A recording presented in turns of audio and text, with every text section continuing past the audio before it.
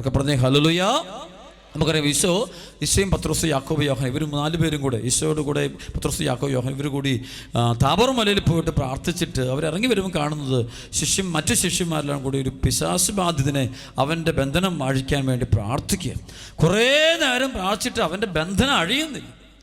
അപ്പോഴാണ് ഈശോ ചെല്ലുമ്പോഴത്തേക്ക് ഈ കൊച്ചിൻ്റെ അപ്പൻ ഓടി വന്നു ഈശോയോട്, ഈശോയെ ഞങ്ങൾ നിൻ്റെ ശിഷ്യന്മാരെടുക്കെ ചെന്നു, പക്ഷെ അവർക്കൊന്നും ചെയ്യാൻ പറ്റിയില്ല. ഉടനെ ഈശോ പറഞ്ഞു, വിശ്വാസമില്ലാത്ത തലമുറയെ എത്ര നാൾ ഞാൻ നിങ്ങളോട് കൂടെ ഉണ്ടായിരിക്കും, എത്ര നാൾ നിങ്ങളോട് ഞാൻ ക്ഷമിച്ചിരിക്കും. ശരിക്കും എൻ്റെ അർത്ഥം എന്താ? നിങ്ങൾക്ക് ദൈവവിശ്വാസമില്ല, ശിഷ്യന്മാരാണ് എന്ന് പറഞ്ഞിട്ട് കാര്യമില്ല. വിശ്വാസത്തിൽ ആഴപ്പെടാത്തതുകൊണ്ട് അവർക്ക് തിന്മകളെ പുറത്താക്കാനായിട്ട് പറ്റുന്നില്ല. അപ്പം നമ്മളിൽ നമ്മുടെ ചുറ്റുമുള്ളവരിലുള്ള തിന്മയുടെ സ്വാധീനങ്ങളെ നമുക്ക് പുറത്താക്കണമെങ്കിൽ ദൈവവിശ്വാസം വേണം. സ്ഥലപ്പെടുത്തി പറഞ്ഞ ഹല്ലേലൂയ. ദൈവവിശ്വാസത്തിൻ്റെ ശക്തി, വിശ്വാസത്തിൻ്റെ പവറാ. ഈ ശുശ്രൂഷയ്ക്ക് നടക്കുമ്പോൾ ദൈവവിശ്വാസത്തിൻ്റെ പവറാ. ദൈവമുണ്ട് എന്നുള്ള ഒരു വിശ്വാസത്തിൻ്റെ ശക്തി അതുണ്ടാകണം. അതില്ലാതെ ഈ തിന്മയെ പുറത്താക്കാൻ പറ്റത്തില്ല. സ്ഥലപ്പെടുത്തി പറഞ്ഞ ഹല്ലേലൂയ.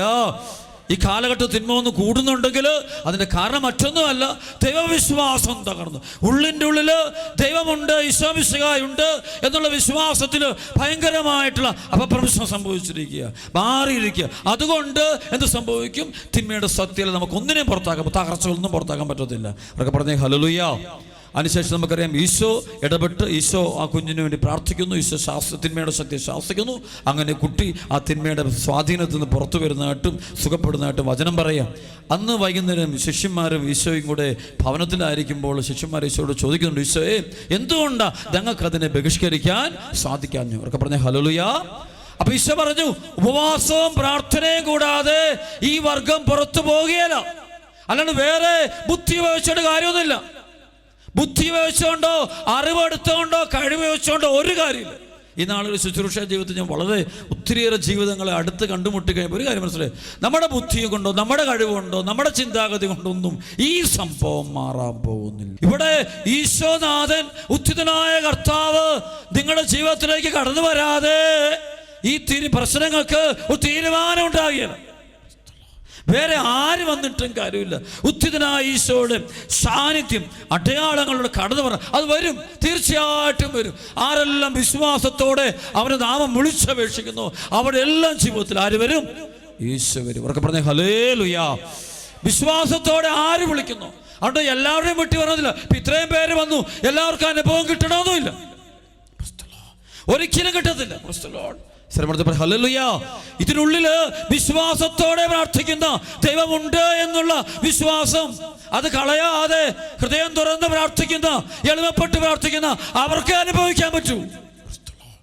പറഞ്ഞേ ഹല്ലേലൂയ. മത്തായിയുടെ സുവിശേഷം 11, 25, 26, 27 വചനം. പിതാവേ, നീ ഇവ ജ്ഞാനികളിൽ നിന്നും ബുദ്ധിമാന്മാരിൽ നിന്നും മറച്ചു വെച്ച് ശിശുക്കൾക്ക് വെളിപ്പെടുത്തിയതിനെ ഓർത്ത് ഞാൻ നിന്നെ സ്തുതിക്കുന്നു. അതേ പിതാവേ, അതായിരുന്നു അങ്ങയുടെ തിരുവുള്ളം. ഉറക്കെ പറഞ്ഞേ ഹല്ലേലൂയ. ഇത്രയും പേര് ഇവിടെ ഇരുന്നാലും നമ്മളെല്ലാവരും ഇരുന്നാലും അവിടെ ബുദ്ധിമാന്മാര്, അറിവുള്ളവര്, ഞാനെന്ന ഭാവമുള്ളവര് അവർക്ക് അനുഭവിക്കാൻ പറ്റിയല്ല. അവരുടെ മുമ്പിൽ ദൈവം വെളിപ്പെടില്ല എന്ന് പറയുന്നു. വെളിപ്പെടുന്നത് ശിശുക്കൾക്കാണെന്നാണ് പറയുന്നത്. ദൈവം വെളിപ്പെടാൻ ആഗ്രഹിക്കുന്ന ശിശുക്കൾക്കാണ്. ഹല്ലേലൂയ. നിർമ്മലമായ മനസ്സുള്ളവർക്ക്, വെറുപ്പും വിദ്വേഷമില്ലാത്തവർക്ക്, അസൂയില്ലാത്തവർക്ക്, ഹല്ലേലൂയ, അഹങ്കാരമില്ലാത്തവർക്ക്, ഞാനെന്ന ഭാവമില്ലാത്തവർക്ക് അവരുടെ മുമ്പിൽ ദൈവം വെളിപ്പെടുന്നത് മറ്റുള്ളവരൊക്കെ കാഴ്ചക്കാരായിട്ട് നിൽക്കും. വെറും കാഴ്ചക്കാരായിട്ട് നിൽക്കും, അനുഭവിക്കാൻ പറ്റുകയില്ല. അതുകൊണ്ട് ഈ ശുശ്രൂഷ കഴിയുമ്പോൾ ആരെല്ലാം ജീവിതത്തിൽ ദൈവം ഇടപെടുമെന്ന് ചോദിച്ചു കഴിഞ്ഞാൽ ഈ കൂട്ടായ്മയിൽ ഏറ്റവും എളിമയോടെ ദൈവത്തിന്റെ സന്നിധിയിൽ കരയുന്ന മക്കള്, ബർത്തിമേയുസ് എന്ന യാചകനെ പോലെ ദാവീദിന്റെ പുത്ര യേശുവേ, പാപിയായ എൻ്റെ മേൽ കരുണയായിരിക്കണമേ എന്ന് പറഞ്ഞുകൊണ്ട് ഏറ്റവും വിനയത്തോടെ പ്രാർത്ഥിക്കുന്ന, അനുസരിക്കുന്ന അവർക്കാണ് ഈ പരിശുദ്ധാത്മാവിൻ്റെ കൃപാവരങ്ങൾ അനുഭവിക്കാനായിട്ട്, സ്വന്തമാക്കാനായിട്ട് സാധിക്കുന്നു. അവർക്ക് പറഞ്ഞേ ഹല്ലേലൂയ. ദൈവത്തിന്റെ പദ്ധതി എന്താ? ഈ ഇരിക്കുന്ന നമ്മളെല്ലാവരും പരിശുദ്ധാത്മാവിൽ നിറയണമെന്നുള്ള ദൈവത്തിന്റെ പദ്ധതി. പക്ഷേ നമ്മളിലെ അഹങ്കാരം എന്നത് മൂലം നമുക്ക് അനുഗ്രഹം കിട്ടാതെ പോവുകയാണ്. നല്ല എളിമയോടെ തമ്പുരാന്റെ മുമ്പിൽ ഇരിക്കുമ്പോഴാ കൃപയ്ക്ക് മേൽ കൃപ നമുക്ക് കിട്ടുന്നു. അഭിഷേകത്തിന്റെ മേല് അഭിഷേകം കിട്ടുന്നത് എളിമയോടെ ഇരിക്കുമ്പോൾ. ജെറമ്യാ പ്രവാചകന്റെ പുസ്തകം 50, 30, 31 പറഞ്ഞ് നമുക്കറിയാം. അഹങ്കാരി, ഞാൻ നിനക്കെതിരാണെന്ന് സൈന്യങ്ങളുടെ ദൈവമായ കർത്താവ് അരുളി ചെയ്യുന്നു. അഹങ്കരിക്കുന്നവൻ കാൽ തട്ടി വീഴും, അവനെ എഴുന്നേൽപ്പിക്കാൻ ആരും ഉണ്ടാകില്ല. അവൻ നഗരത്തെ തീ വെക്കും, ചുറ്റുമുള്ളവയെ വിഴുകിക്കളയും. നമുക്കറിയാം ഈ ദേശത്തൊക്കെ അഹങ്കാരം വരുമെന്താ? അഹങ്കാരം വരുന്നവൻ അനുസരണക്കേട് കാണിക്കും, ദൈവവചനം അനുസരിക്കില്ല. അവർക്ക് പറഞ്ഞ ഹല്ലേലൂയ. അഹങ്കാരിക്ക് ഒരിക്കലും ദൈവവചനം അനുസരിക്കാനായിട്ട് സാധ്യമല്ല. ഒരിക്കലും വചനം അനുസരിക്കില്ല. അത് സ്വന്തം ഇഷ്ടപ്രകാരം പോകും, തന്നിഷ്ടം പോലെ പോകും. അഹങ്കാരം അതോടെ എന്താ? ആ കുടുംബത്തിൽ, ആ ജീവിതത്തിൽ ഒരുപാട് അനർത്ഥങ്ങൾ സംഭവിക്കുന്നത് കാണാൻ പറ്റും, ഒരുപാട് അപകടങ്ങൾ ഉണ്ടാകുന്ന കാണാൻ പറ്റും, ഒരുപാട് ദുരന്തങ്ങൾ ഉണ്ടാകും. കാരണം മറ്റൊന്നുമല്ല, അഹങ്കാരം. ഞാനെന്ന ഭാവം. എനിക്ക് വിദ്യാഭ്യാസമുണ്ട്, എനിക്ക് ജോലിയുണ്ട്, എനിക്ക് പണമുണ്ട്, എനിക്ക് ബിസിനസ് ഉണ്ട്, എനിക്ക് മക്കളുണ്ട്, എനിക്ക് സൗന്ദര്യമുണ്ട്, എനിക്ക് എല്ലാ കഴിവുകളുണ്ട്, എൻ്റെ ബുദ്ധിയാണ് ശരി, ഞാൻ പഠിച്ചിട്ടുണ്ട്, എൻ്റെ അറിവ് 1 പത്രോസ് 5, 6, 7 വചനമുണ്ട്. കർത്താവിൻ്റെ ശക്തമായ കരത്തിന് കീഴെ താഴ്മയോടെ നിൽക്കുവിൻ, തക്ക സമയത്ത് അവിടുന്ന് നിങ്ങളെ ഉയർത്തിക്കൊള്ളും. ദൈവം ഉയർത്തണമെങ്കിൽ തമ്പുരാന്റെ കരത്തിന് കീഴെ താഴ്മയോടെ വചനമൊക്കെ വായിക്കണം, കൂടെ സംസാരിക്കണം, കുർബാന സ്വീകരിക്കണം, എളിമപ്പെടണം, വചനം വായിച്ച് ജീവിക്കണം, ഈശോ അനുസരിക്കണം. അങ്ങനെ അനുസരിക്കുമ്പോൾ എളിമപ്പെട്ട് നിൽക്കുമ്പോഴാണ് ദൈവം നമ്മളെ ഉയർത്തുന്നത്. അവർക്ക് പറഞ്ഞേ ഹല്ലേലൂയ. അപ്പോഴാണ് ദൈവ കൃപ നമുക്ക്, പരിശുദ്ധാത്മാവിൻ്റെ കൃപാവരങ്ങൾ നമുക്ക് അനുഭവിക്കാനായിട്ട് സാധിക്കുക. അല്ലാണ്ട് ഒരിക്കലും നമുക്ക് സാധിക്കില്ല. വീണ്ടും വചനം പറയുക, പ്രഭാഷകന്റെ പുസ്തകം 10-ാം അധ്യായത്തിൻ്റെ 7-ാമത്തെ വചനം പറയുക, അഹങ്കാരം കർത്താവിനെയും മനുഷ്യരെയും വെറുപ്പിക്കുന്നു. അനീതി, അഹങ്കാരം, അത്യാഗ്രഹം ഇവ മൂലം സാമ്രാജ്യം കൈമാറിപ്പോകുന്നു. അഹങ്കാരത്തോടൊപ്പം പാപവും മുളയെടുക്കുന്നു. സർവ്വത്തിൽ പറഞ്ഞേ ഹല്ലേലൂയ. അഹങ്കാരത്തോടൊപ്പം പറഞ്ഞ അഹങ്കാരത്തോടൊപ്പം പാപവും മുളയെടുക്കുന്നു. സകല തിന്മകൾ വരുമ്പോൾ അഹങ്കാരം. എൻ്റെ പ്രിയപ്പെട്ട സഹോദരങ്ങൾ, എളിമപ്പെട്ട് നിൽക്കണം. നമ്മൾ ഏറ്റവും താഴെ ഈശോയൊക്കെ നമുക്ക് ഏറ്റവും വലിയ മാതൃക അതല്ലേ. ഈശോ നമുക്കറിയാം, ഈശോ അന്ത്യത്താഴ് വേളയിൽ ഈശോ ശിഷ്യന്മാരുടെ പാദങ്ങൾ കഴുകി ചുംബിക്കുമ്പോൾ ഈശോ എളിമയുടെ വലിയ മാതൃക കാണിക്കുക. ചെറുതാകുക. അപ്പോഴാണ് അവൻ വലിയവനാണ്, പക്ഷെ അവൻ ദൂരെ ചെറുതാകുന്ന നോക്കി. യൂദാസിൻ്റെ പോലും പാദം കഴുകി ചുംബിക്കുന്ന ഈശോ അത്രമാത്രം എളിമ കാണുക. ആ എളിമ നമുക്ക് വേണം. എളിമയില്ലെങ്കിലുണ്ടല്ലോ പാപം മുളയെടുക്കും. അവർക്ക് പറഞ്ഞ ഹല്ലേലൂയ. സാത്താൻ നമ്മൾ അടിച്ചു തീർക്കും, തകർത്തുകൾ. ഞാൻ കണ്ടുണ്ട് ഈ കാലഘട്ടത്തിൽ തകർന്നു പോകുന്ന കുടുംബങ്ങൾ, ജീവിതങ്ങൾ, ബിസിനസ്സുകൾ ഒക്കെ നോക്കി, യുവാക്കൾ, യുവതികളൊക്കെ നോക്കും. അഹങ്കാരം, ഞാനെന്ന ഭാവ ഇത് വരുമ്പോഴേ സാത്താന്റെ ശക്തികൾ അടിച്ച് തകർക്കും. അത് പൊങ്ങുന്ന പോലെ താഴെ പോകും. പറഞ്ഞേ ഹല്ലേലൂയ. ബാബേൽ ഗോപുരത്തിന്റെ കാര്യം പറയുന്ന പോലെ മനുഷ്യൻ ദൈവത്തെ മറന്ന്, ദൈവത്തെ അവഗണിച്ച്, ദൈവത്തെ മാറ്റിവെച്ചുകൊണ്ട് സ്വന്തം കഴിവും സ്വന്തം ബുദ്ധിയും സ്വന്തം അറിവും സ്വന്തം വിദ്യാഭ്യാസവും ഒക്കെ വെച്ചുകൊണ്ട് അവൻ പണിതുയർത്തുന്ന ഗോപുരം. ആ ഗോപുരം പണിതുയർത്തി അങ്ങെല്ലാം പണി കഴിഞ്ഞപ്പോഴാണ്ട് അത് ഭിന്നിച്ചു പോകുന്നു, അത് തകർന്നു പോകുന്നു. ബാബേൽ ഗോപുരം താഴെ വീണ് പോകുന്നു കാണാൻ പറ്റും. ഒരുപാട് ബാബേൽ ഗോപുരങ്ങൾ താഴെ വീണുകൊണ്ടിരിക്കുക. ചില യുവതികളൊക്കെ വഴിവിട്ട ബന്ധങ്ങളിൽ പോയിട്ട് നശിച്ചു പോകുന്നു കാണാൻ പറ്റും. ചില കുടുംബങ്ങൾ കാണാൻ പറ്റും. സാമ്പത്തിക വലിയ താർച്ച, വലിയ പ്രശ്നങ്ങൾ, വലിയ ദുരന്തങ്ങൾ ഉണ്ടാകുക. കാരണം പഠിച്ചൊരു കാര്യം പള്ളി പോകുന്നുണ്ട്, പ്രാർത്ഥനയൊക്കെ ഉണ്ട്, പക്ഷെ ഉള്ളില് ഞാൻ എന്ന ഭാവ, ഏറ്റവും വലിയ പാവം ഞാനെന്ന ഭാവ, സ്വാർത്ഥത എന്ന പിശാച് തലയ്ക്കകത്തിരിക്കുക. അതങ്ങ് പൊങ്ങിയിട്ട് സകല പാപിച്ച് ആരെ വേണം കൊല്ലും, എന്ത് തെറ്റ് ചെയ്യും, ഒരു പ്രശ്നമില്ല, ഒരു കുറ്റബോധമില്ല, ഒരു പാപബോധവും ഇല്ല. മദ്യപിച്ചാലോ, മദ്യം കൊടുത്താലോ, സഭയ്ക്കെതിരെ നീങ്ങിയാലോ, ദൈവകൽപ്പന ലംഘിച്ചാലോ, അന്ധവിശ്വാസങ്ങൾ പോയാലോ ഒരു കുറ്റബോധവും ഇല്ല, ഒരു പാപബോധവും ഇല്ല, ഒരു പശ്ചാത്താപവും ഇല്ല. അപ്പനെ വഞ്ചിച്ചാലോ, അമ്മയെ വഞ്ചിച്ചാലോ, ഭാര്യയെ വഞ്ചിച്ചാലോ, ഭർത്താവിനെ വഞ്ചിച്ചാലോ, മക്കളെ നശിപ്പിച്ചാലോ ഒന്നും ഒരു കുറ്റബോധവും ഇല്ല. കാരണം അത്രമാത്രം അഹങ്കാരം നമ്മളെ പിടികൂടിയിരിക്കുക. അതുമൂലം ഒരുപാട് അനർത്ഥങ്ങളും നമ്മുടെ വഴിയിൽ കെട്ടിക്കിടപ്പുണ്ട്, ഉറപ്പായിട്ട് സംഭവിക്കും. അതിന് യാതൊരു മാറ്റവും. അപ്പോൾ അഹങ്കാരത്തോടൊപ്പം പാപവും മുളയെടുക്കുന്നു. അതിനോട് ഒട്ടി നിൽക്കുന്നവർ മ്ലേച്ഛത വമിക്കും. അതിനാൽ കർത്താവ് അപൂർവമായ പീഡകൾ അയച്ച് അവനെ നിശേഷം നശിപ്പിക്കുന്നു. അവർക്ക് പറഞ്ഞേ ഹല്ലേലൂയ. അപ്പോൾ ഈ അഹങ്കാരികളുടെ ജീവിതത്തിൽ അപൂർവമായ പീഡകൾ ദൈവം അയക്കുന്നു. അപൂർവമായ പീഡകൾ പ്രതീക്ഷിക്കാത്ത ദുരന്തങ്ങൾ, അപ്രതീക്ഷിത ദുരിതങ്ങൾ, അപ്രതീക്ഷിത പ്രശ്നങ്ങൾ വന്ന് ആഞ്ഞടിക്കുന്നത് അഹങ്കാരമെന്ന പൈശാചിക ബന്ധനം നമ്മുടെ തലയിലോട്ട് കയറി കഴിഞ്ഞാൽ അതായത് ദൈവത്തിന് അതാണ് അഹങ്കാരം. ദൈവത്തിന് മഹത്വം കൊടുക്കാത്ത ജീവിതം, ദൈവവചനത്തിന് വില കൊടുക്കാത്ത ജീവിതം, ഈശോ മിശിഹായ്ക്ക് ഒന്നാം സ്ഥാനം കൊടുക്കാത്ത ജീവിതം, ഈശോ മിശിഹായെ ഏറ്റുപറയാത്ത ജീവിതം, ഈശോ മിശിഹായെ സ്നേഹിക്കാത്ത അവസ്ഥ, ഈശോയെ രക്ഷകനും കർത്താവുമായിട്ട് ഏറ്റുപറയാത്ത അവസ്ഥ, സ്വന്തം കഴിവ് സ്വന്തം ബുദ്ധി മാത്രം, അതാണ് അഹങ്കാരം. അങ്ങനെയുള്ള കുടുംബങ്ങൾ, ജീവിതങ്ങൾ ഭയങ്കരമായ തകർച്ചകൾ നേരിടുന്നത് കാണാൻ പറ്റും. ധ്യാനാവസരങ്ങൾ കാണാൻ പറ്റും. പലവിധ പ്രശ്നങ്ങളായിട്ട് ആളുകൾ വരുന്നത് കാണാൻ പറ്റും.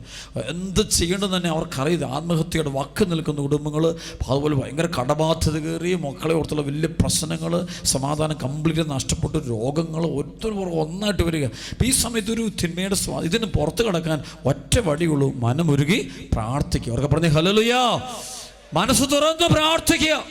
ദിവസത്തിൽ 24 മണിക്കൂറുണ്ടെങ്കിൽ നമ്മൾ ഏറ്റവും കുറഞ്ഞത് 2.5 മണിക്കൂറെങ്കിലും 10 ദശാംശം, അതായത് 10 എന്ന് വെച്ച് കഴിഞ്ഞാൽ 2.5 മണിക്കൂറെങ്കിലും തമ്പുരാന്റെ മുമ്പിലിരിക്കാനും പ്രാർത്ഥിക്കാൻ തയ്യാറാണ്. കരയണം, നമ്മൾ ശരിക്കും പ്രാർത്ഥിക്കണം. സ്വരമൂർത്തി പറഞ്ഞേ ഹല്ലേലൂയാ. അവർക്ക് പറഞ്ഞ യേശുവേ നന്ദി. കഴിഞ്ഞ നാൾ വലിയൊരു സാക്ഷി എൻ്റെ അടുത്ത് വന്നു. ദൈവത്തിന് ഒത്തിരിയേറെ നന്ദി പറഞ്ഞു. അതായത് ഒരു 14 വർഷമായിട്ട് മക്കളില്ലാതിരുന്ന ഒരു കുടുംബത്തിന് മക്കളെ കിട്ടി, അവരൊരു ആൺകുട്ടിയെ കിട്ടി. അവർ ദൈവത്തിന് നന്ദി പറയാൻ വേണ്ടി വന്ന ധ്യാനം കൂടി കഴിഞ്ഞാണ് അവർക്ക് അനുഗ്രഹം കിട്ടുന്നത്. അതിനുശേഷം ദൈവത്തിൻ്റെ അനുഗ്രഹം എല്ലാം കിട്ടും. അതിൻ്റെ ഒരു മുഴുവൻ ഡീറ്റെയിൽഡ് ആയിട്ടുള്ളൊരു സാക്ഷ്യം അവരെനിക്ക് എഴുതി തന്നു. അവർക്ക് പറഞ്ഞേ ഹല്ലേലൂയാ. തന്നത് കേൾക്കുക, ശ്രദ്ധിച്ച് കേൾക്കണം. അതായത് ഇവർ പറയാം, അച്ഛ ധ്യാനം കൂടുന്നതിന് മുമ്പ് ഞങ്ങൾ അച്ഛനെ കാണാനായിട്ട് ഒരു ദിവസം ഒരു വെള്ളിയാഴ്ച വന്നു. വെള്ളിയാഴ്ച വന്നപ്പോൾ വന്ന പ്രശ്നം ഇതായിരുന്നു, ഞങ്ങൾ കല്യാണം കഴിച്ചിട്ട് 13-14 വർഷമായി കല്യാണം കഴിച്ചിട്ട് ഞങ്ങൾക്ക് മക്കളില്ലായിരുന്നു. ഞങ്ങളേറെ അപമാനത്തിലും നിന്ദനത്തിലും സഹനത്തിലായിരുന്നു കഴിഞ്ഞിരുന്നത്. അപ്പോൾ ഇങ്ങനെ വന്നു പറയാം. അപ്പോൾ അച്ഛനപ്പോൾ എന്നോട് ചോദിച്ചു, നിൻ്റെ കഴിഞ്ഞകാല ജീവിതം എങ്ങനെയുണ്ടായിരുന്നു? പ്രസ്തുതം, നീ ആരെങ്കിലും ദ്രോഹിച്ചിട്ടുണ്ടോ? നീ അങ്ങനെ ചോദിച്ചു. വഴിവിട്ട ജീവിതം നയിച്ചിട്ടുണ്ടോ? ദൈവവചന വിരുദ്ധമായ ജീവിതം നയിച്ചിട്ടുണ്ടോ?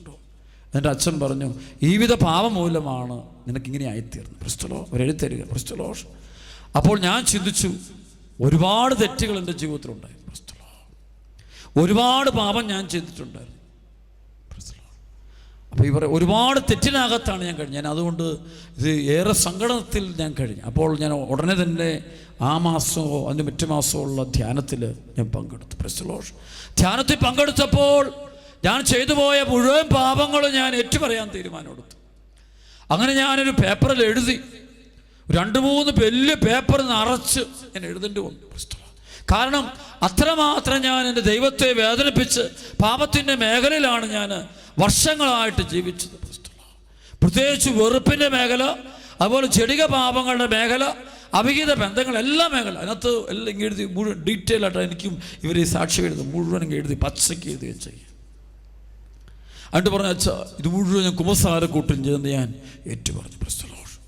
സ്ഥലമെടുത്ത് പറഞ്ഞേ ഹല്ലേലൂയാ. കുമ്പസാരക്കൂട്ട് ഞാൻ മുഴുവൻ പാപം ഏറ്റുപറഞ്ഞു.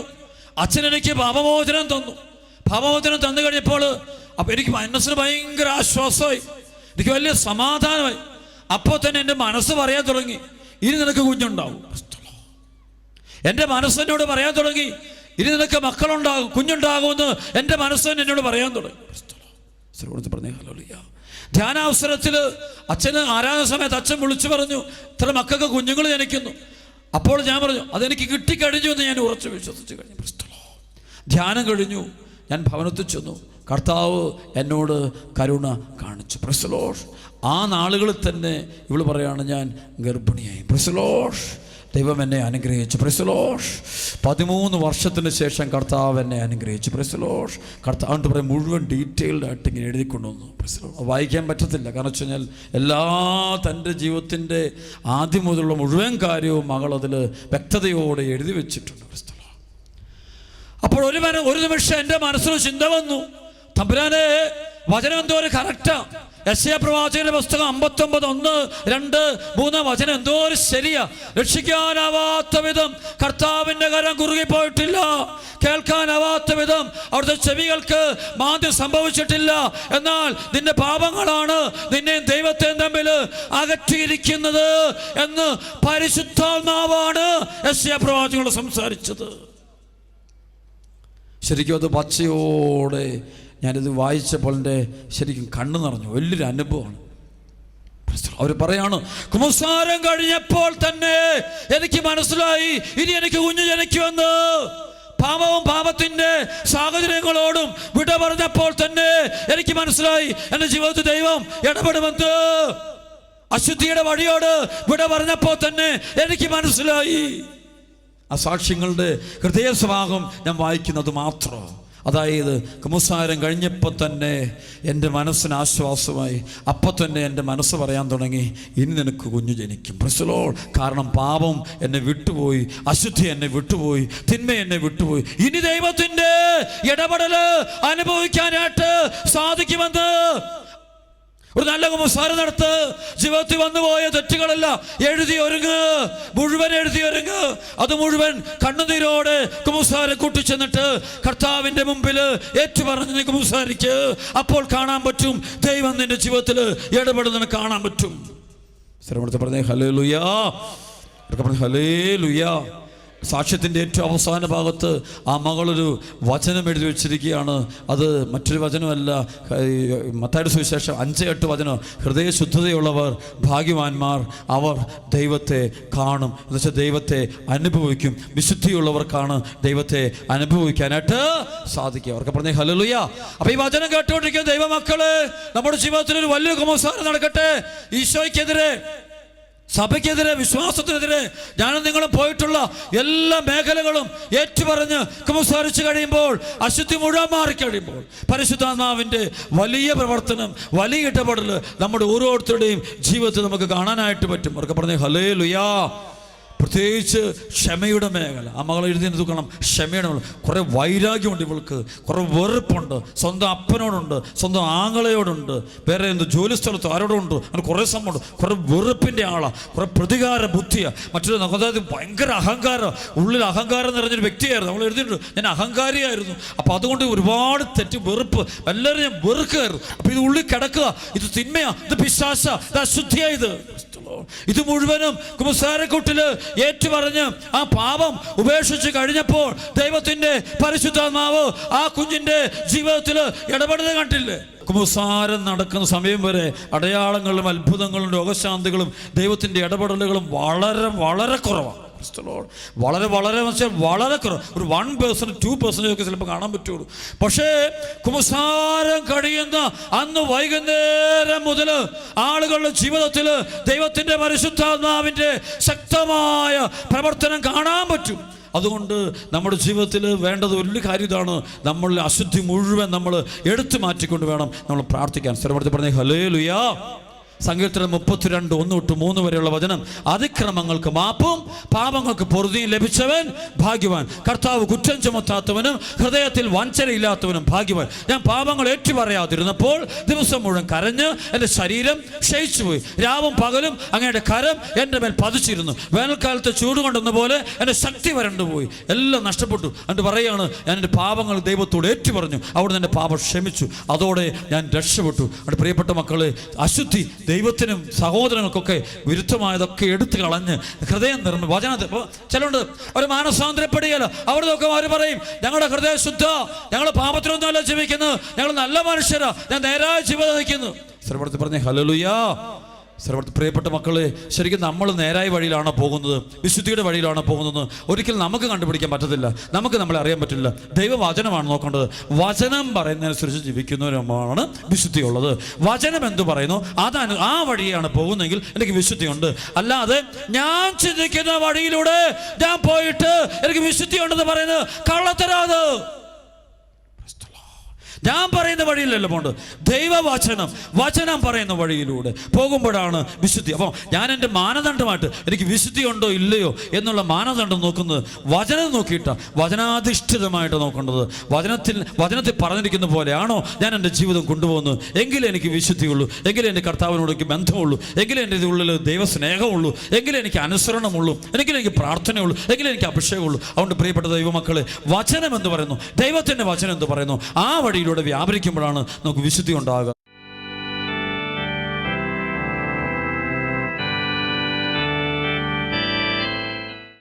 പരിശുദ്ധാത്മാവേ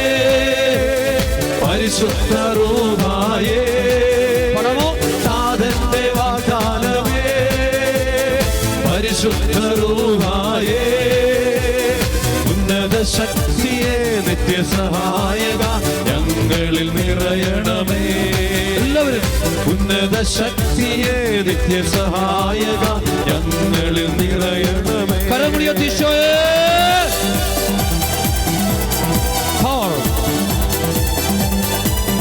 അഭിഷേകം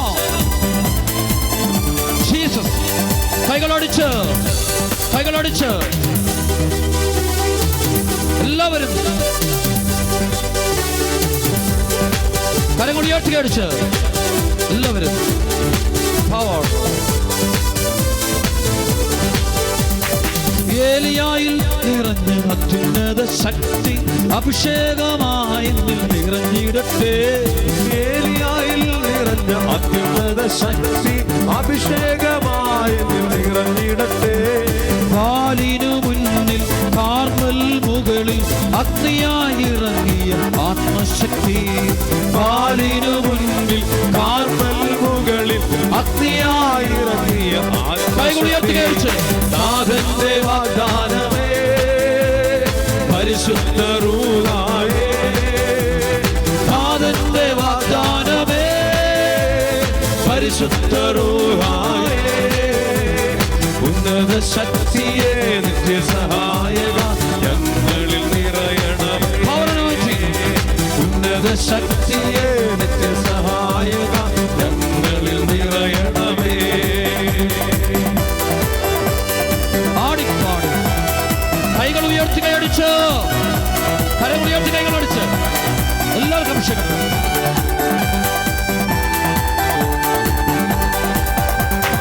ജോസഫിൽ നിറഞ്ഞ ദൈവത്തിന് ശക്തി അഭിഷേകമായി നിറഞ്ഞിടട്ടെ ജോസഫിൽ നിറഞ്ഞ ദൈവത്തിൻ ശക്തി അഭിഷേകമായി നിറഞ്ഞിടട്ടെ അശുദ്ധിതൻ മുന്നിൽ തിന്മതൻ നടുവിൽ വിശുദ്ധിയായി നിറഞ്ഞൊരു ആത്മശക്തി അശുദ്ധിതൻ മുന്നിൽ തിന്മതൻ നടുവിൽ വിശുദ്ധിയായി നിറഞ്ഞൊരു ആത്മശക്തി താതന്റെ വാഗ്ദാനമേ പരിശുദ്ധ റൂഹായേ താതന്റെ വാഗ്ദാനമേ പരിശുദ്ധ റൂഹായേ ഉന്നത ശക്തിയെ നിത്യസഹായക ഞങ്ങളിൽ നിറയണമേ കർത്താവിന്റെ കരം അതിശക്തമായ കരം ആണിപ്പടുള്ള കരം കാണാം ആ കറുത്ത പ്രകാശരശ്മികൾ ഈ സ്ഥലം മുഴുവൻ വീശുന്നതായിട്ടും കർത്താവിന്റെ കരുണ ഒഴുകുന്നതായിട്ട് വെളിപ്പെട്ട് കിട്ടുന്നു കരം കൂടി എത്തിപ്പിടിച്ച് ഈശോയെന്ന് വിളിക്കട്ടെ ഉച്ചത്തെ വിളിക്കട്ടെ അഭിഷേകം വ്യാപരിക്കട്ടെ വ്യാപരിക്കട്ടെ വ്യാപരിക്കട്ടെ വ്യാപരിക്കട്ടെ എല്ലാ മക്കളും കരങ്ങൾ ഉയർത്തിപ്പിടിച്ചോളും കർത്താവ് ആശീർവദിക്കുന്നു പരിശുദ്ധ കുർബാനയുടെ ആശീർവാദം നടക്കുക നിരവധി അത്ഭുതം നടക്കുന്നുണ്ട് ആരെല്ലാം പത്രോസ് പൗലോസ് അപ്പസ്തോലന്മാർ വിശ്വാസം ഏറ്റു പറയുന്ന പോലെ വിശ്വാസത്തിൽ ജീവിച്ചതുപോലെ വിശ്വാസം ഏറ്റു പറയുന്നു അവർക്കെല്ലാം ഈശോ സമീപസ്ഥന അനുഭവമായി തീരാൻ പോവുക അനുഭവമായി തീരട്ടെ ഈ സമയത്ത് നമ്മളിൽ ആരും തന്നെ അനന്യാസിനെ സഫീറായും പോലെ കുറെ ഭാഗം മാത്രം ബാഹ്യമായി മാത്രം വിശ്വാസം ഏറ്റു പറയുന്നവരാകാതെ മുഴുവൻ വിശ്വാസം ജീവിതം മുഴുവൻ യേശു വിശ്വാസം യേശു കർത്താവാണ് യേശു മാത്രമാണ് ദൈവം മുഴുവൻ വിശ്വാസം ഏറ്റു പറയുന്ന മക്കൾക്ക് ഇതാ അഭിഷേകം കിട്ടിയ സമയം ഇത് ആശീർവാദം നടക്കുന്നു രണ്ട് കരങ്ങൾ ഉയർത്തിപ്പിടിച്ച് യേശുവേ എന്ന് വിളിച്ചോണം യേശുവേ